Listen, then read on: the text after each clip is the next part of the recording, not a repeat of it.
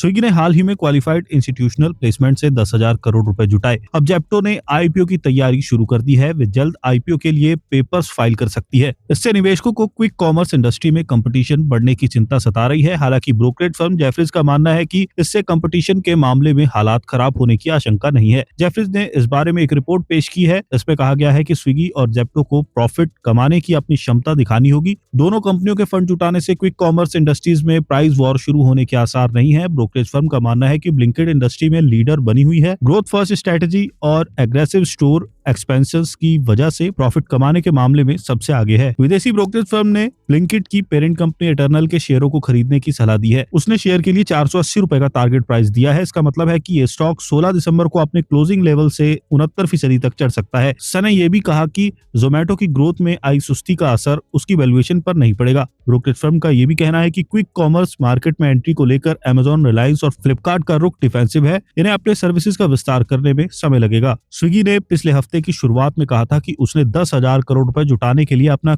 QIP पूरा कर लिया है। कंपनी 21 म्यूचुअल फंड्स, 8 घरेलू इंश्योरेंस कंपनियों और 50 ग्लोबल इन्वेस्टर्स से ये पैसा जुटाया है। SBI MF, ICICI prudential MF, HDFC MF, Nippon India MF जैसे दिग्गज फंड हाउसेज ने इस QIP में निवेश किया है। जेप्टो ने आईपीओ से $50 करोड़ जुटाने की तैयारी शुरू कर दी है। वे अगले हफ्ते की शुरुआत में इसके लिए पेपर फाइल कर सकती है। कंपनी कॉन्फिडेंशियल रूट के जरिए ड्राफ्ट पेपर्स फाइल करने के लिए Axis Bank, Motilal Oswal investment advisors और मॉर्गन स्टैनली, HSBC होल्डिंग्स और गोल्डमैन सैक्स ग्रुप की लोकल यूनिट्स की मदद ले रही है।